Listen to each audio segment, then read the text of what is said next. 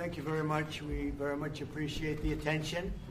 Today's a big day in that we had a G7, and President Macron was a very special man in my book. We were together. We did it together. And I think a lot of progress has been made. We've had some very good talks with Russia. We've had some very good talks with others, and we're trying to get the war ended with Russia and Ukraine. And I think we've come a long way in a short period of weeks. And the President's been very helpful also.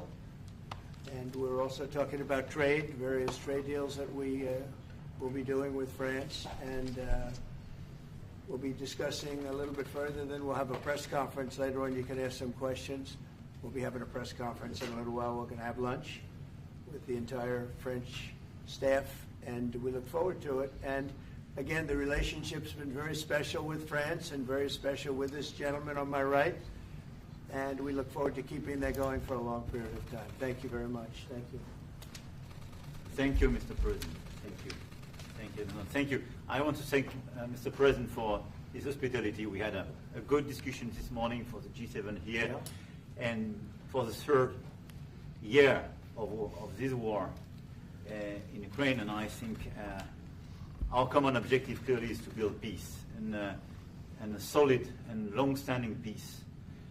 And this is what we will discuss, obviously, because I have great respect for the bravery and the resistance of Ukrainian people.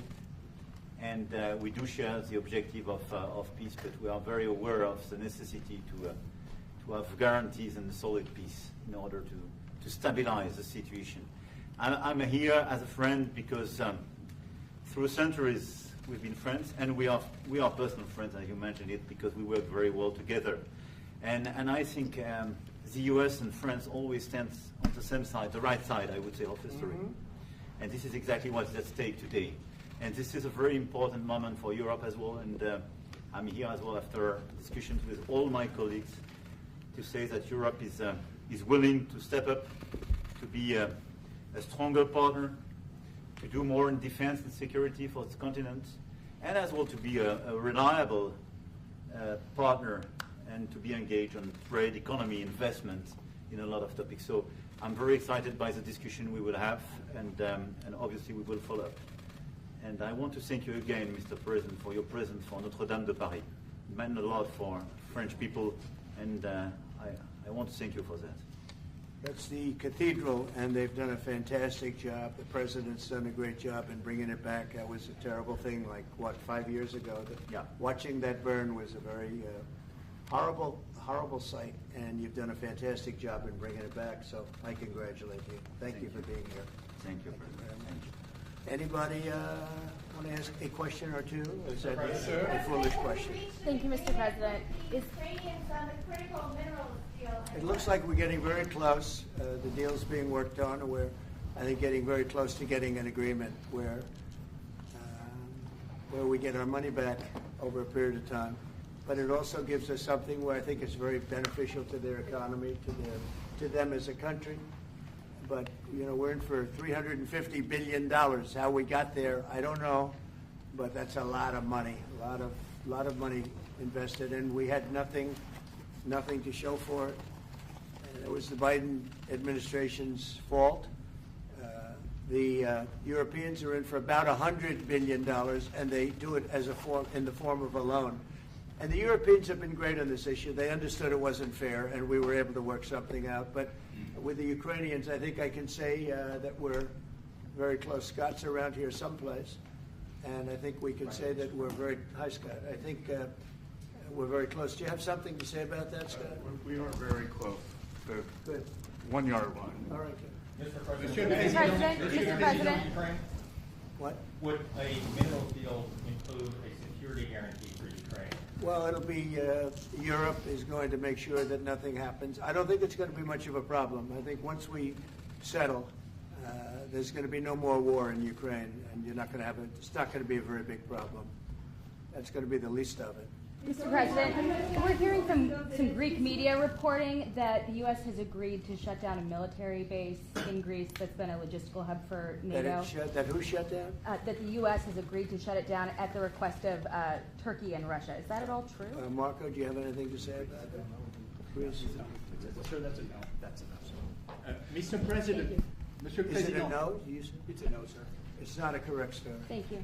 Mr. President, how do you react to people in Europe who say that you are abandoning Ukraine and that you are going to sacrifice the security of Ukraine by making a deal with Vladimir Putin? You know, we're helping Ukraine like nobody's ever helped Ukraine before. And I can say this, if I didn't become president, Ukraine would right now still be at a level where there would be no even thinking about a peace. And it was, it's a sad thing that this happened. This would have never happened, this war, if I were president. Zero chance. And it has happened. So my function is to get you out of the war, get them out of the war, let them live. It's a bloody war, it's a horrible war. Thousands of people are being killed a week. And I would say Russia, maybe 700,000 people. I think Ukraine probably a similar number. And that's not talking about the towns and the cities that have been blown up. That's talking about soldiers. This has been a horrible, bloody mess.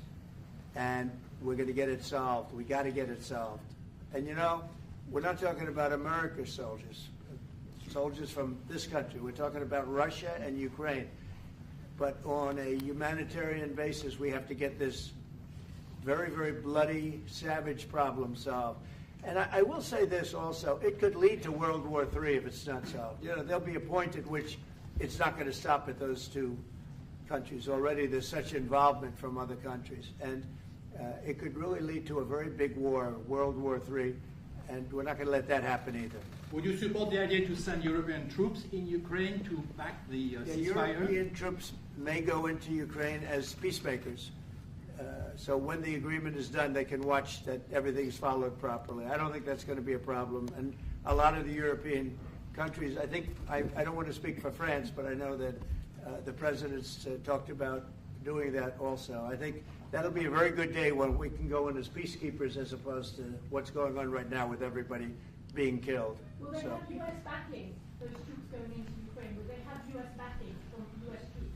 Well, we're going to have a backing of some kind, and obviously the European countries are going to be involved, and I don't think you're going to need much backing. I think that's not going to be a problem.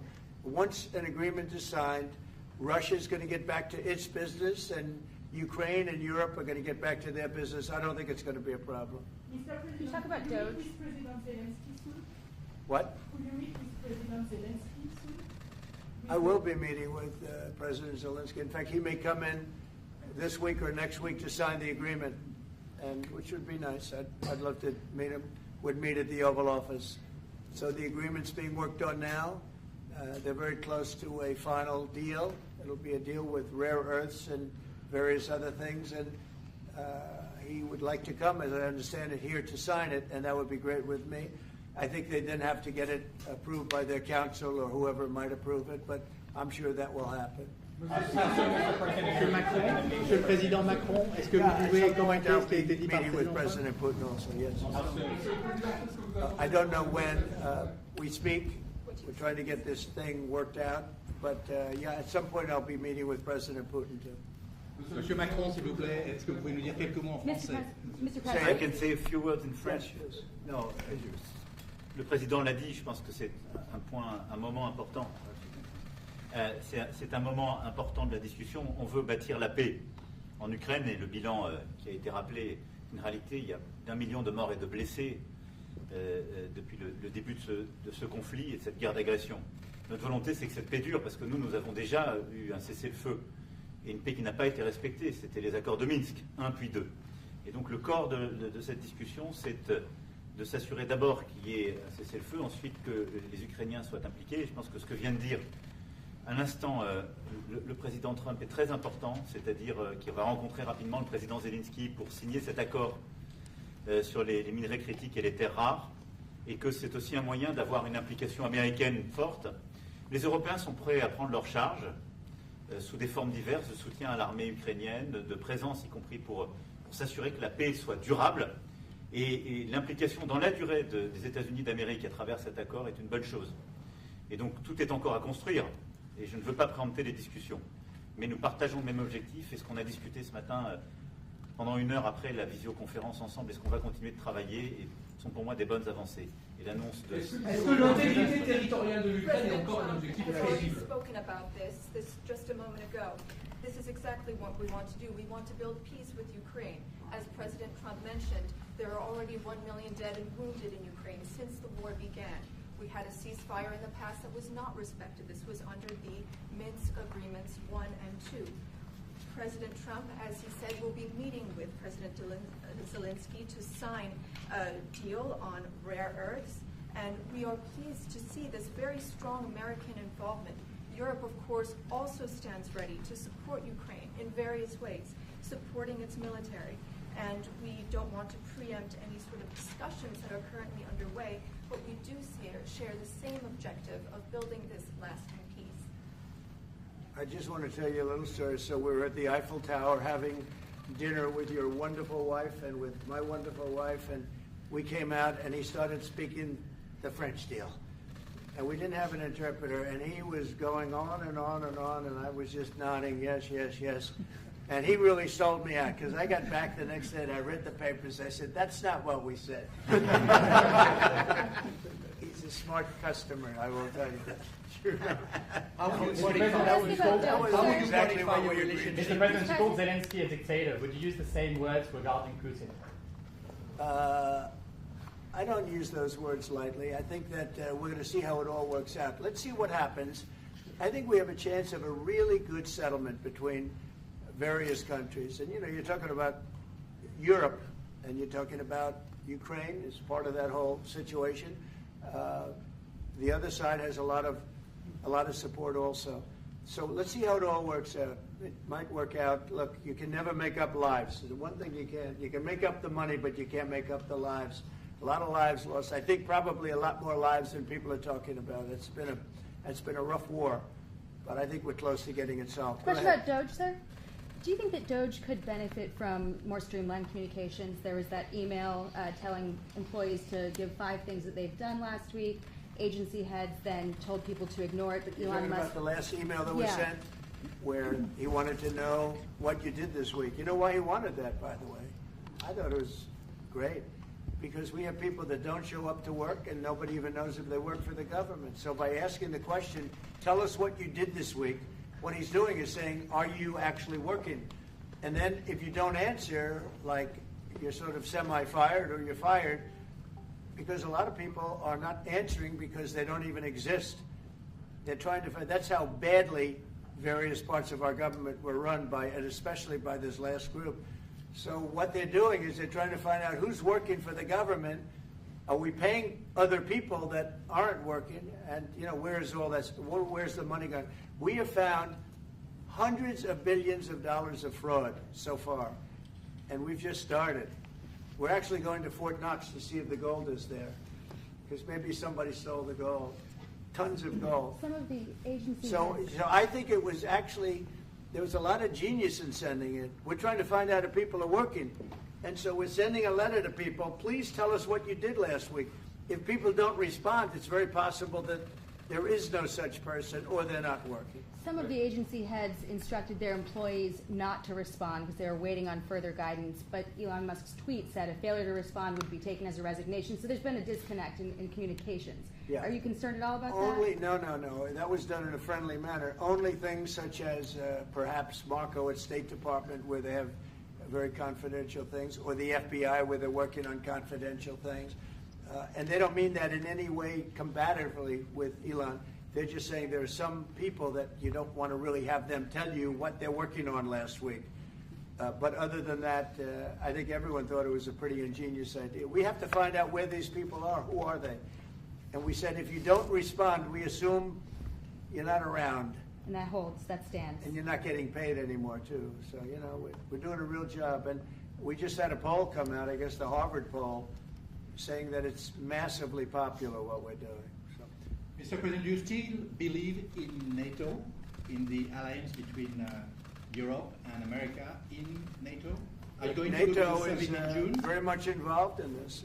When I first got elected at the very beginning, first term, I got hundreds of billions of dollars put into NATO. NATO had no money because they hadn't paid for years. And I said, look, if you don't pay, we're not going to be a part of NATO. We're not going to protect. We're not going to do what we're supposed to do. And we took in hundreds of billions of dollars into NATO. No, NATO is a good thing if it's done properly and if it's used properly. Mr. President, in these days you speak a lot about tariff in Canada, in Mexico, and in Europe. I want to know what is your idea about Italy, if you want to make the same thing. What? Can you talk up a little louder? In these days. No, louder. Can you talk a little louder? You have a beautiful voice, but you're not. In these days you speak. Where are you from? Italy. From Italy. Oh, I love Italy. Go ahead. I want to know if you have the same idea with Italy about tariff. Well, look, I love Italy, and Italy is a very important nation. We have a wonderful woman as your leader, and she was on the conversation today, one that we had, the G7. And no, I think Italy is doing very well. I think Italy's got very strong leadership with Georgia. Monsieur le Président, qu'est-ce que vous répondez au président Trump qui a dit que les Français et les Britanniques n'avaient pas... Any other questions over here? Yes, ma'am. Can you clarify what you meant in your truth today on the major economic development transactions between the U.S. and Russia? Can you more With respect to what, Russia? in solving a peace deal, you said there will be major economic development transactions which will take place between the United States and Russia. Yeah, we're trying to do some economic development deals. They have a lot of things that we want, and we'll see. I mean, I don't know if that will come to fruition, but we'd love to be able to do that if we could. You know, they have massive rare earth. It's a very large, it's actually the largest in terms of land. It's by far the largest country. And they have very valuable things that we could use, and we have things that they could use, and it would be very good if we could do that. I think it would be a very good thing for world peace and lasting peace.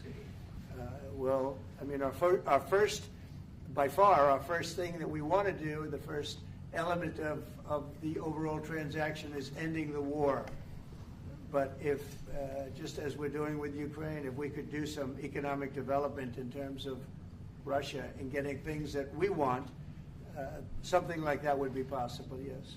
Can you explain the rationale, sir, in the U.S.? Yes, go ahead, please. Can you explain the rationale in having the U.S. vote against the UN resolutions that Ukraine proposed and also the U.S. proposed? I would rather not explain it now, but it's sort of self-evident, I think. Mr. President, first talked about increasing the tariffs on products from the European Union. Is that still something you want to do today? Well, it's not increasing, it's reciprocal. So whatever they charge us, we're charging them. So it's not a question of increasing. If they charge us 20%, we charge them 20%. If they charge us 30 or 40%, then we do that too. So that would be on European Union, but that really would be with respect to everybody. It's reciprocity. So reciprocal. Whatever they charge us, we charge them. Nobody has a problem. Even you, I see you don't have a problem anymore, right? Mr. President, are you thinking of going to Moscow soon, maybe in May for the 9th of May for the anniversary? I mean, not soon, but I would be certainly, if this all gets settled out, which I think it will, sure, I would go there. On the 9th of and May? you'd come here too. On the 9th of May on the Red Square? I don't know the 9th of May, no, I don't. I think that's pretty soon. But no, at the appropriate time, I would go to Moscow. Monsieur le Président, est-ce que l'envoi de troupes françaises ou européennes est envisagé en Ukraine? How soon? Within weeks. Weeks? Yeah. I'd like to fight for Right? Ukraine. Don't you think so? I'd like to have you. I think we could end it within weeks if we're smart. If we're not smart, it'll keep going, and we'll keep losing young, beautiful people that shouldn't be dying. And we don't want that. And remember what I said. This could escalate into a third world war. And we don't want that either. Mr. President, your envoy Steve Witkoff suggested a temporary ceasefire in the conflict, but the Russian government has denied that out of hand. Do you worry that they're not feeling in good faith? No, I think they, at some point, will agree to that. I think they probably wanted to. And I think once you have a ceasefire, it's going to end, because they're not going from a ceasefire back to war. I think people have had they're full. I'm just glad I was able to help because there was no communication with Russia until I came along. Biden didn't communicate. He couldn't communicate with his own child. So Biden didn't communicate. He couldn't. It was terrible. He hadn't spoken to Putin in 3 years. You're trying to end a war. People are being killed. Every week, thousands of people are being killed. Soldiers, in this case, mostly. Also towns, as missiles go in and back and forth. No, it's a shame. This should have never happened. This is a very sad, this is going to go down in the history books. This is a very sad moment because that should have been stopped. That should have never started. And if it did start, it should have stopped the first week, not 3 years later. Okay? Je vais répondre, if you allow me, because je pense que plusieurs questions de vous et de votre collègue qui ont été posées en français et qui rejoignent les questions posées par les collègues américains. D'abord, cette discussion est utile et construire la paix est une nécessité. La deuxième chose, c'est qu'il y a aujourd'hui une capacité de dissuasion qui est restaurée et que c'est ce que veut dire le président Trump quand il dit qu'il n'y aura plus de problème. Je pense que la force du réengagement américain aujourd'hui, c'est en quelque sorte l'incertitude aussi pour le président Poutine. Et donc il y a une capacité de dissuasion qui est là, qui permet de sceller d'abord sans doute une trêve, la capacité à vérifier que cette trêve est respectée, et ensuite un accord de paix qui permettra de reconstruire l'Ukraine, mais de lui apporter aussi les garanties de sécurité. Dans le cadre de ces garanties de sécurité, nous pensons que nous avons notre rôle à jouer. Et donc, on verra à ce moment-là de la discussion, je ne veux pas la préempter, ce qui est nécessaire pour que l'Ukraine puisse rester un pays souverain. Et d'ailleurs, dans les discussions entre l'Ukraine et les États-Unis d'Amérique, il y a cette question d'une souveraineté ukrainienne qui est respectée. Et donc, nous, ce que nous avons préparé en particulier avec nos partenaires britanniques, dans le cadre d'un travail très étroit qu'on a mené ces dernières semaines, et partagé avec tous les pays européens et alliés qui sont prêts à s'y joindre, c'est l'idée de dire on est prêt à apporter ces garanties de sécurité. Les conditions, elles doivent en être définies. Par l'envoi de troupes. Elles doivent être définies par l'accord. Ça peut aller jusqu'à l'envoi, comme l'a dit le président, de troupes qui iront observer que la paix est bien respectée, qui iront se positionner, pas sur la ligne de front, pas pour justement, en quelque sorte, être dans le conflit, mais marquer une présence comme une garantie. Il y a d'autres moyens de soutenir qui peuvent être des soutiens accrus et capacitaires à l'armée, des structures nouvelles. Et je pense aussi que l'accord qui est discuté, le président l'a dit, la crédibilité américaine qui est mise dans ce moment, c'est aussi montrer que chacun est dans son rôle, mais que nous avons une unité, Européens et Américains, et donc avec une forme de garantie que les Américains prennent par la discussion sur les minerais critiques qui sont en train de finaliser. That is the most beautiful language. I have no idea what he's saying, but that is the most elegant, beautiful language. Go ahead, please. This is a question that was asked by several. What we need to do is make sure that we are building peace. We have deterrence capabilities that have been restored. As President Trump said, there won't be any more problems. We've seen the U.S. re-engagement and the message that sends to Mr. Putin. We have deterrence, which will allow a truce to take place, verification of that truce, and then a peace agreement can be put in place so that we can start rebuilding Ukraine with security guarantees. And we have a role to play in that. Again, I'm not preempting any discussions, but we've spoken about Ukraine's sovereignty, and that has been a subject of discussion between the U.S. and Ukraine. We have also been working closely with our British partners this week. We've shared this information with other European countries, and we are ready and willing to provide those security guarantees, which could perhaps include troops, but they would be there to maintain peace. They would not be along the front lines. They would not be part of any conflict. They would be there to ensure that the peace is respected. Our assistance may include other capacity building, perhaps for the military. We see U.S. credibility here. We each have our role to play, but it will be done in a united fashion. Mr. President, do you think that Ukraine should give up a part of its territory? Well, we're going to see. It's a negotiation that's just starting, and they've been fighting, and there's been a lot of land that's been taken. So we'll have to see how that works out. That's part of the negotiation. I will say there was great unity in that room today. We were via Skype or whatever, but it was great, tremendous unity today in that room with the other countries. Ukraine wants France some going of to- the territories back. Can they take it back? What they lost in the past years? That's not an easy thing to do, is it? Right? It's not an easy. You know, just asking whether or not you can take back the land that they lost. And I say that, yeah, perhaps some of it, yeah, I hope so. But that's not an easy thing to do. But not For as in- Macron on the frozen It's Russian going to be assets. something we're talking about. Will you For convince Macron Vladimir on the Putin front- to accept the European troops as peacekeeper? What do you think? Yeah, he will accept that. He will accept I've it? asked him that question. You talked to him? I've asked him that question. Is said France yes? going to lift the block on the Because 300 he's billion? not, look, if we do this deal, he's not looking for more war. He doesn't mind. But I've specifically asked him that question. He has no problem with it. Is France going to lift the block on the 300 billion in frozen Russian assets in Belgium? France has opposed unfreezing it to pay Ukraine and compensate the U.S. for its support. Is France going to lift its opposition to that? This is, I mean, we speak about frozen assets. We already used them to back precisely the loans negotiated at the G7. And it's part of the sanctions, so it will depend on the follow-up of the discussions. But clearly, we respect international law. It's just frozen assets now. You can take the proceeds of the frozen assets, but you cannot take the assets themselves because it's not respecting international law, and we want to respect international law. How is one different than the other? You can take the proceeds from it. How can you not take Because the it's assets? very different. You keep the assets, you take the proceeds because they are paralyzed in a certain way. You take the proceeds during the wartime, but you keep the assets, and it's part of the negotiation at the end of the war. Because, I mean, this war costed all of us a lot of money. And this is the responsibility of Russia, because the aggressor is Russia. Should the U.S. be compensated? So at the end of the day, this frozen asset should be part of the negotiation, all in all. Will France support the U.S. being compensated?